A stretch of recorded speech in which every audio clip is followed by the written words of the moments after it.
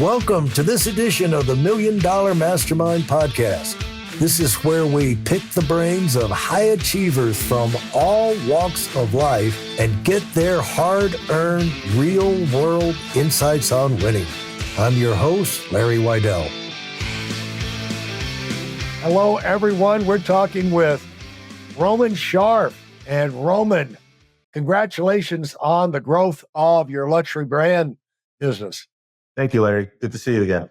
Yeah, and we were just talking about the growth since you were on. It's pretty phenomenal. You know, I got to give you a compliment for getting in the online luxury brand business as early as you did, because, for example, I'm hearing now that like online auction sales, you know, Christie and Sotheby's, all of those, that 80 or 90% of those sales come over the internet or come online, or they're works of art they're spending millions of dollars for, or bought from JPEGs, you know, looking at JPEGs on the screen.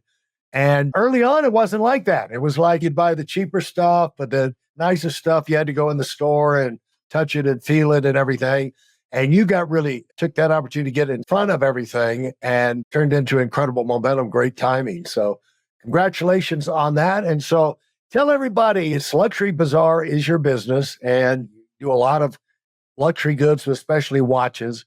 So let's talk about the growth, where you've gone over the last 3 or 4 years.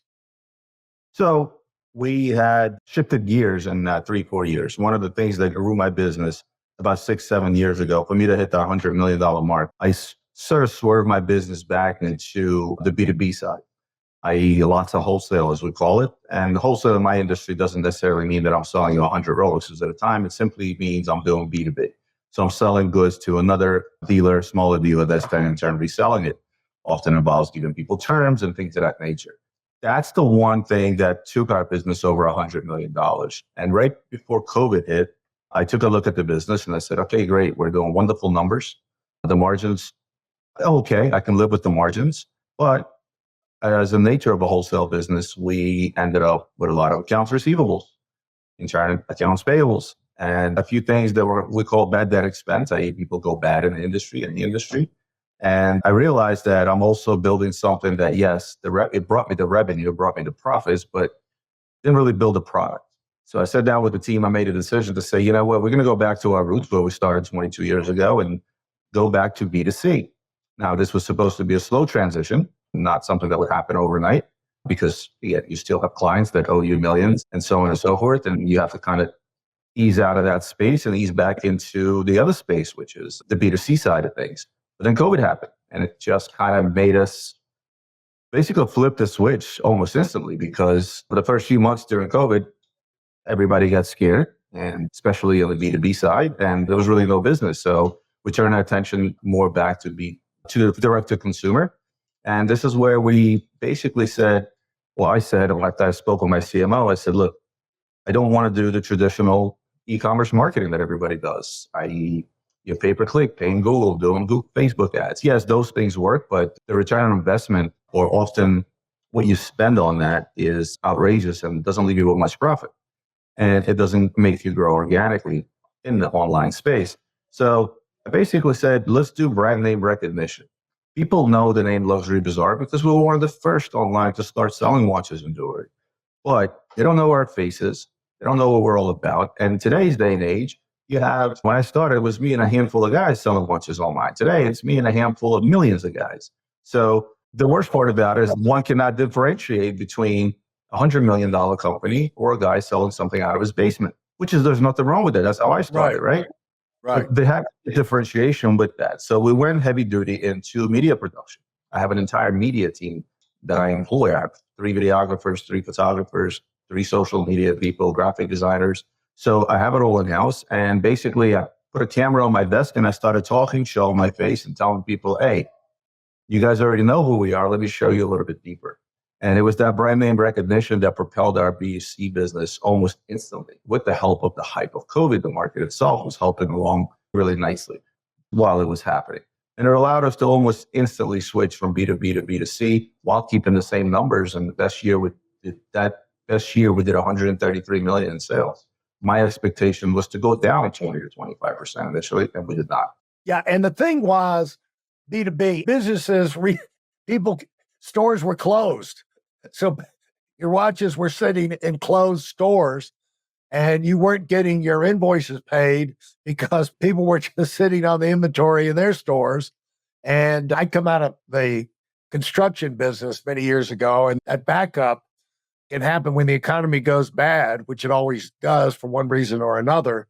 If the banks start to tighten up and people can't get mortgages, that means the house they were going to sell to get money to put into the house you built for them, the people they're selling to can't get financing. So there's it kind of stacks back up, and somebody's holding the car.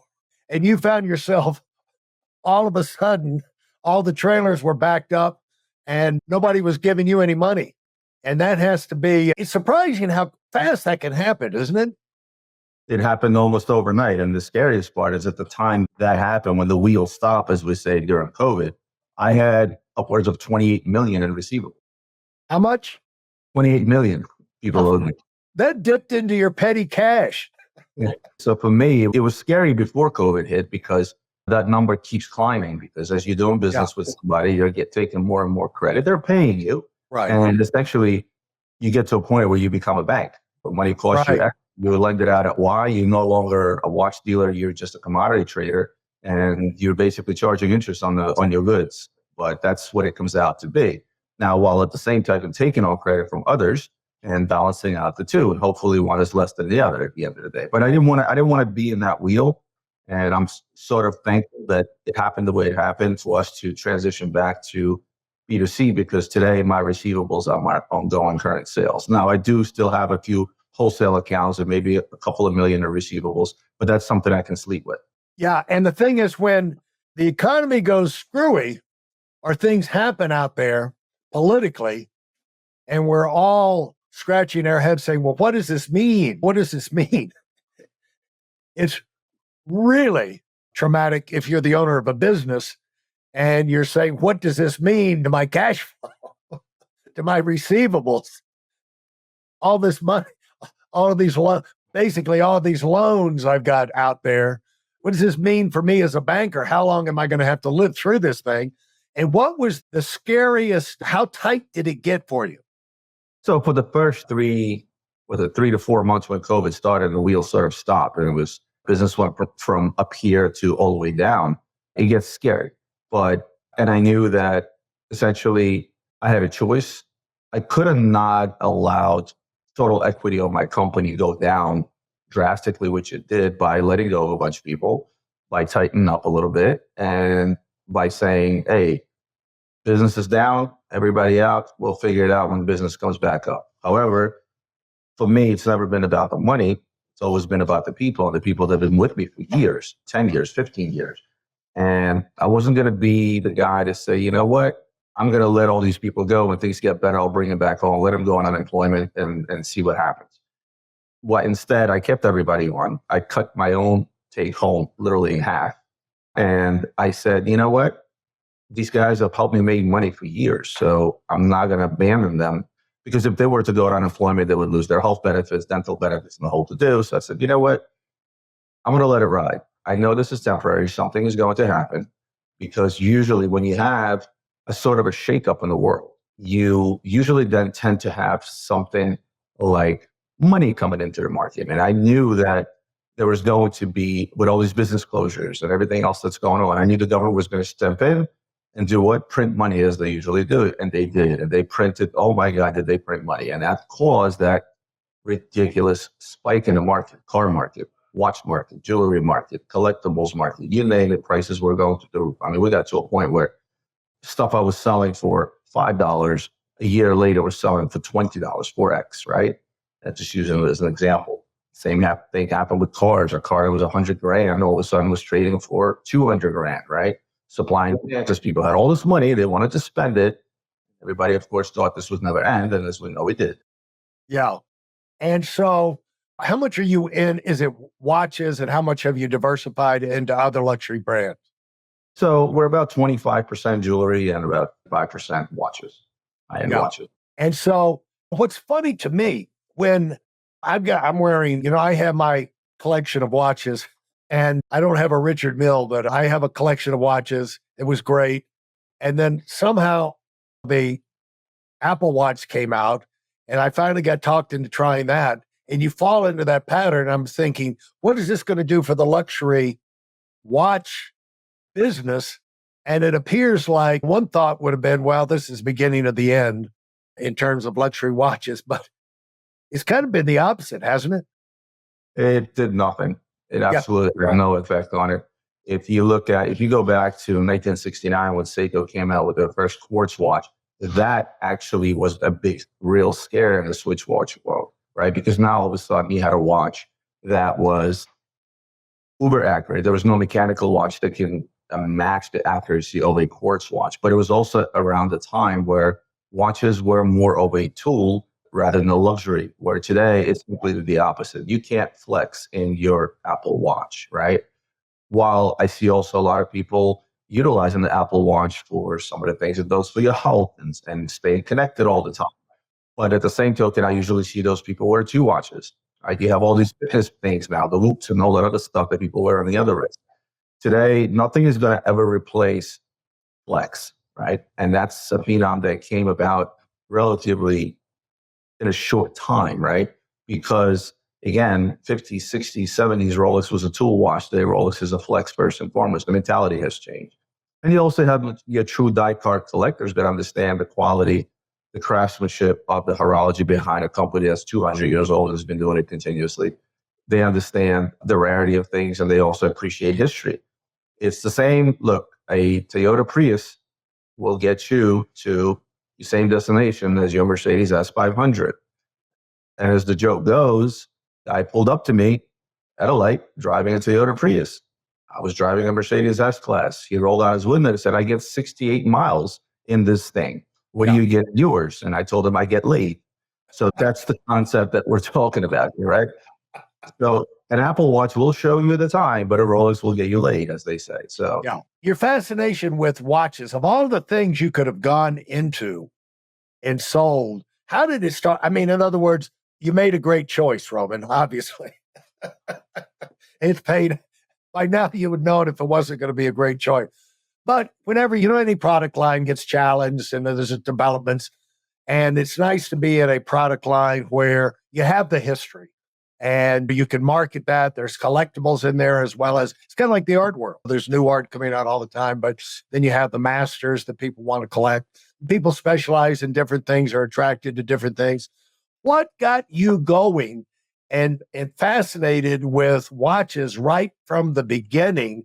And the reason I say this is I really like to encourage people to think about the choices they make when they're starting things. Like, where is this going to lead me? And you can do everything right. You can pay the price. You can stand up to all the challenges, put in the hours. But if you choose the wrong horse to ride, you're only going to have so much results.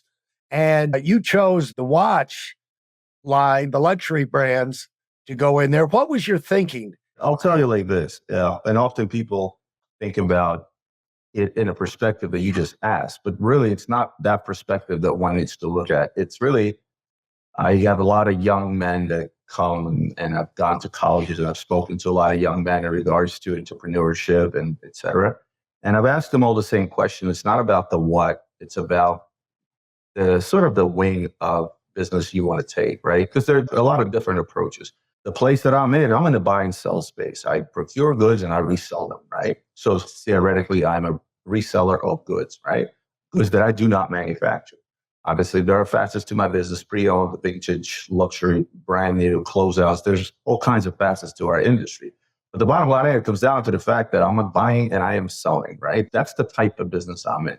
You have all kinds of service businesses out there you have all kinds of tech businesses out there today. Today, you have AI. There's so many different businesses that you can go into. The question you should ask yourself is not whether or not I am made for or I should go into buying and selling watches, but am I somebody that is good enough to go into buying and selling to begin with?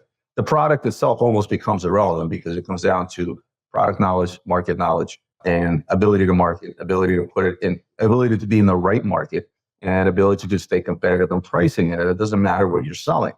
But the way I got into watches is, well, first of all, I'm an engineer by trade. I went to school for computer science and electrical engineering. So these tiny little movements inside these watches have always fascinated me. But what fascinated me more is the fact that I grew up very poor. I came here at the age of 13 as a refugee from the former Soviet Union. My dad had $4 in his pocket. And I started working from day one. I've been working since I was 13 years old, and I'm almost 50. So that was not a strange thing to me. But having grown up poor, what does a poor boy strive for? You look around, you see a nice car drive by. There's a reason I drive an S-Class Mercedes, because when I was a kid, I saw one and I said, one day I'll drive that car. And then you strive for, what are some nicer clothing, nicer restaurants, and more of a luxury lifestyle. And part of that has always been watches, which is why when I post the military, post college, post me getting my first job, making $50,000 a year, the very first thing I spent my money on was a Rolex I bought from a buddy in Atlanta, $44,000. So watches, but how I actually fell into the watches, I didn't make that decision. It came to me by accident. It was an opportunity presented to me by somebody else who was in the industry, who simply said, hey, you know computers, why don't I give you some stuff, try to sell this stuff online, and the rest they say is history. It could have been an art dealer, it could have been a jewelry dealer, it could have been a slew of things. But the bottom line is I made a decision to go into the type of business where I am buying and selling goods. And what were the pieces of the picture that was presented to you by this friend or whatever, what clicked in your mind that this could work? To be 100% honest, the first thing I said is, yes, I can certainly do things online. And I have the knowledge and I have the know-how, while most people had no clue at the time because the internet was so new. The first thing that I actually said out loud to my wife, I said, who the hell's going to buy $10,000 watches on eBay? And it was my wife. It's good to have a good partner that said, you know what, I think we should try this because I think it will work. So sometimes it helps to have a good life partner too on your side to tell you, hey, not be a bad idea. The issue, of course, was at the time I was also working for a major bank. I was commuting to New York City 2 hours each way. So 4 hours of my day was my commute, and I had a pretty demanding job. And my wife was 6 months pregnant with my son. It was a tough first 3 years, but it was all worth it at the end. Yeah. And what you saw was, how did you have special knowledge and confidence that you could sell things online? I didn't have the special knowledge. I had the confidence. In terms of, I had confidence in myself as a salesperson, number one. And number two, I had confidence in myself that whatever it is I touch, I can learn. Meaning that I can do this on the fly. I can learn on the fly. I can pick up a watch and I can learn everything I need to know about it on the fly. And mind you, not a whole lot of information on the internet at that time, mostly books, catalogs, and things of that nature, right? Later, now you can go online, you can pretty much find out everything I know about a watch. But back then, it was the confidence of knowing that I'll figure it out and having the confidence knowing that I can sell. Now, how did you get that? I guess you'd done selling growing up as part of probably anything. Yeah, I did a lot of telemarketing, which was over the phone sales. And I was really good at it. I've sold everything from New York Newsday to Craftmatic adjustable beds, if you remember those. So I was very confident on the phone. And mind you, while you were on the internet, it's no different, except now we added the thing called email. So you would communicate via email, but often you would communicate on the phone with people. And that to me was second nature. Thank you for listening to part one of this episode of the Million Dollar Mastermind podcast. Commit to your personal and professional evolution with our free training video. It's designed not just as an educational session, but as a transformative journey for those bold enough to aim for the stars. This isn't just any webinar. It's a roadmap to achieving the extraordinary. It's tailored for those who dare to dream big, and yes, it is completely free. Join us in a network of ambitious professionals ready to take their careers to a new heights. Secure your spot now at WeidelOnWinning.com, and let's unlock your potential together. Thanks for being part of this community.